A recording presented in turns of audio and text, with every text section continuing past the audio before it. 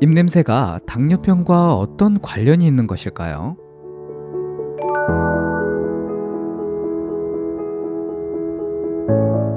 여러분들 중에도 입냄새가 있는 분들이 있을 겁니다.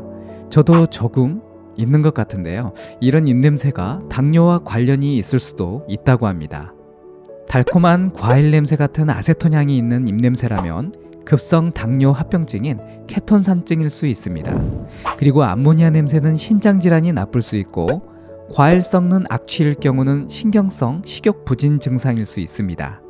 그 외에도 여러 증상들에 따라 다른 입냄새가 발생할 수 있다고 하는데요. 여러분들도 입냄새가 있다면 자신의 건강을 한 번 더 체크해 보는 것이 좋을 것 같습니다. 너무 과학적이지 못하다고 생각하는 분들도 있을 겁니다.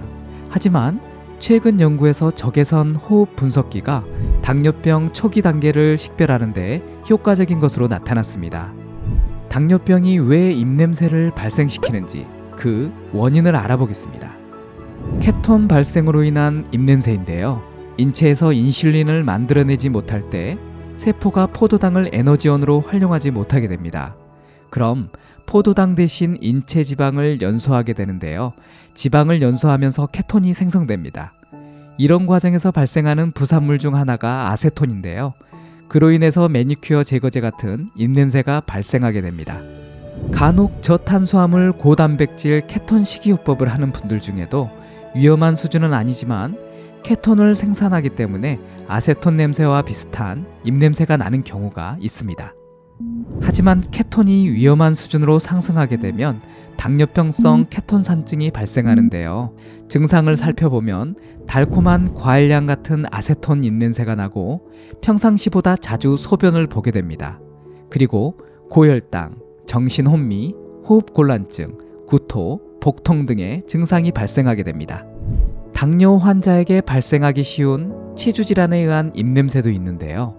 연구에 의하면 당뇨병 환자 3명 중 1명이 발생할 정도라고 합니다. 이 치주질환이 당뇨 합병증인 뇌졸중과 심장병에도 영향을 미치는 것으로 나타났습니다. 이 치주질환은 박테리아가 치아를 지지하는 뼈와 조직을 공격하여 염증을 일으키게 되는데요. 이 염증이 혈당을 증가시켜 당뇨를 악화시킬 수 있습니다.